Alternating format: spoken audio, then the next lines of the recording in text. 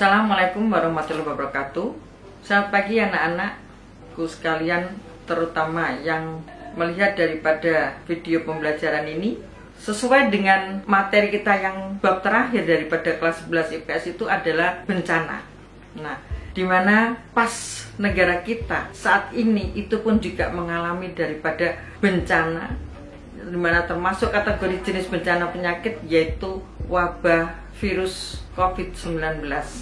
Sekarang kita masuk dulu ke pengertian apa sih bencana itu. Bencana menurut Undang-Undang Nomor 24 Tahun 2007 yang dimaksud dengan bencana itu adalah peristiwa atau rangkaian daripada peristiwa yang mengancam dan mengganggu kehidupan masyarakat yang disebabkan baik itu oleh faktor alam, faktor non-alam, maupun faktor sosial. Jadi tadi di situ dikatakan ada kata mengancam daripada kehidupan masyarakat. Sehingga di sini bahwa bencana selalu identik dengan apa? Dengan adanya suatu malapetaka, kerugian, baik itu kerugian material maupun kerugian non material. Nah, dalam definisi tadi kan ada 3 faktor daripada penyebab dari bencana, yaitu ada bencana alam, bencana non-alam, dan bencana sosial. Nah, mari kita lihat dulu apa sih yang dimaksud dengan bencana alam itu. Nah, jadi bencana alam adalah bencana yang diakibatkan karena adanya faktor alam. Contoh daripada bencana akibat faktor alam ini apa aja? Misalnya ada gempa bumi, ada gunung api meletus, ada tsunami, dan lain-lain. Sekarang yang kedua, faktor non-alam. Faktor non-alam ini apa? Yaitu faktor yang disebabkan akibat adanya kegagalan teknologi. Di samping daripada kegagalan teknologi ada juga apa? Kegagalan daripada modernisasi. Contoh daripada kegagalan teknologi itu misalnya apa? Nah, misalnya bocornya daripada semburan lumpur Lapindo yang ada di Sidoarjo. Itu adalah contoh daripada kegagalan teknologi. Nah, sedangkan kegagalan modernisasi misalnya apa? Contohnya adalah EKTP ataupun bergesernya daripada nilai-nilai norma yang ada di dalam masyarakat. Itu masuk kategori dari kegagalan modernisasi. Dan faktor yang ketiga itu adalah faktor sosial. Jadi pada bencana sosial ini adalah peristiwa yang disebabkan karena manusia itu sendiri. Contohnya apa yang digambarkan oleh manusia itu sendiri? Seperti adanya konflik antar suku. Selain daripada konflik antar suku, apalagi adanya teror. Nah, ini yang menyebabkan terjadinya bencana akibat daripada manusia. Adapun jenis-jenis daripada bencana itu ada 2, yaitu bencana secara geologis dan bencana secara klimatologis. Bencana itu ada 2, ada bencana alam geologis dan bencana alam klimatologis. Kita jelaskan yang pertama dulu, apa sih bencana alam geologis itu? Bencana alam geologis adalah bencana alam yang terjadi akibat proses tektonik. Ini berpotensi apa? Berpotensi merusak daripada lingkungan alam. Sehingga yang jelas ini akan membawa dampak daripada kerugian, baik itu secara material maupun non-material. Sekarang coba kita mengingat kembali, apa sih definisi daripada gempa bumi itu? Gempa bumi itu adalah getaran bumi yang disebabkan karena adanya peristiwa pelepasan energi, karena adanya pelepasan pecahan batuan pada kerak bumi secara tiba-tiba. Skala gempa ini dinyatakan dalam skala Richter. Ingat, pasti pelajaran kelas 10 pada bab litosfer, tabel daripada skala Richter. Jadi dinyatakan dalam skala Richter, sedangkan intensitasnya itu dinyatakan dalam skala Mercalli. Sedangkan macam-macam gempa, pada saat kita di kelas 10 dulu, gempa ada berapa? Ada 3, yaitu ada gempa vulkanik, gempa tektonik, dan gempa runtuhan.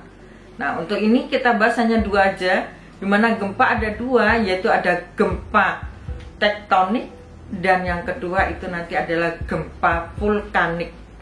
Gempa tektonik itu apa? Gempa yang terjadi akibat daripada proses pergeseran lapisan batuan dalam lapisan litosfer.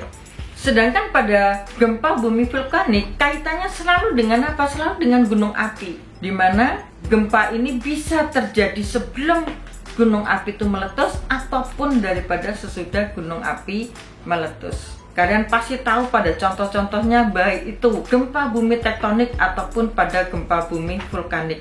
Lalu bencana alam yang kedua contohnya apa? Ini adalah tanah longsor. Yang dimaksud dengan tanah longsor itu adalah gerakan batuan atau massa batuan yang menuruni lereng, di mana di bawah pengaruh daripada gravitasi bumi. Gerakan ini dikendalikan oleh apa? Yaitu oleh curah hujan dan kemiringan lereng. Jadi tanah longsor ini dikendalikan oleh kemiringan lereng dan intensitas daripada curah hujan.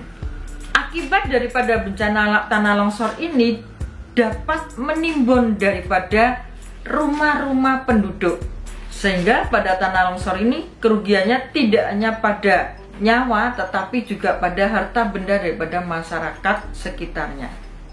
Adapun daripada jenis-jenis tanah longsor ini antara lain, yang pertama adalah rayapan. Yang dimaksud rayapan itu adalah gerakan massa batuan yang bergerak dengan kecepatan yang sangat lambat, di mana 1 meter per tahun. Kalau 1 meter per tahun, maka di sini kemiringan lerengnya itu sangat landai sekali, yaitu berapa? 10-20 derajat. Untuk jenis rayapan ini yang rusak hanya bangunan saja, tetapi tidak sampai menimbulkan korban. Yang kedua, jenis daripada tanah longsor yang kedua itu adalah luncuran. Yang dimaksud dengan luncuran di sini adalah tanah longsor yang terjadi pada daerah dengan kemiringan 20-40 derajat. Dimana kalau pada rayapan tadi gerakannya adalah 1 meter per tahun, tetapi kalau ini pada luncuran ini 25 meter per menit. Yang ketiga itu adalah yang disebut dengan jatuhan. Jadi kalau jatuhan itu adalah jatuhnya daripada batuan yang menuruni lereng yang terjadi di sepanjang jalan ataupun pada tebing-tebing yang curam. Yang keempat adalah aliran. Apa sih yang dimaksud dengan aliran itu? Nah, jadi pada aliran ini adalah keadaan ketika ada campuran tanah, batuan, dan air yang membentuk suatu cairan yang sangat kental. Karena kemiringan lerengnya yang curam, sehingga meluncur menjadi massa yang pekat yang menuruni lereng. Yang berikutnya setelah tanah longsor di sini apa? Di sini ada tsunami. Kita tahu bahwa tsunami ini berasal dari apa? Dari bahasa Jepang, di mana arti daripada tsunami itu adalah gelombang pelabuhan. Tsunami itu adalah mengacu pada serangkaian gelombang yang melintasi lautan dengan panjang gelombang yang sangat panjang dengan kecepatan tinggi, di mana di laut terbuka kecepatannya ini adalah 800 km per jam. Jadi sama aja dengan jarak tempuh seperti Blitar Jakarta nya ditempuh berapa? Nya ditempuh dalam waktu 1 jam. Ini kecepatan daripada tsunami. Sehingga kadang-kadang orang tidak bisa melarikan diri. Kenapa? Karena kalah dengan kecepatan gelombang tsunami ini. Tsunami sendiri itu terbentuk ketika sejumlah massa air terhempas ke atas maupun ke bawah karena gangguan impulsif dari dasar laut berupa gempa maupun letusan gunung api. Sebagian besar tsunami terjadi di wilayah Pasifik.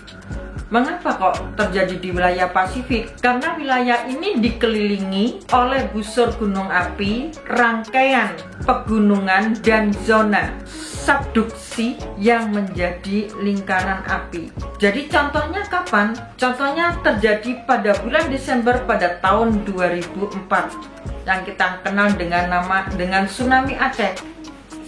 Akibat gempa di Samudra Hindia yang melewati garis pantai Indonesia, Myanmar, Thailand, Sri Lanka, India, Somalia yang menyebabkan 230.000 jiwa meninggal. Jadi begitu dahsyatnya tsunami ini sehingga korban pun juga cukup besar. Di Indonesia sendiri kabarnya yang meninggal adalah sebanyak kurang lebihnya adalah 200.000 jiwa. Cukup sekian anak-anakku, semoga yang sedikit ini bisa bermanfaat di kemudian hari. Assalamualaikum warahmatullahi wabarakatuh.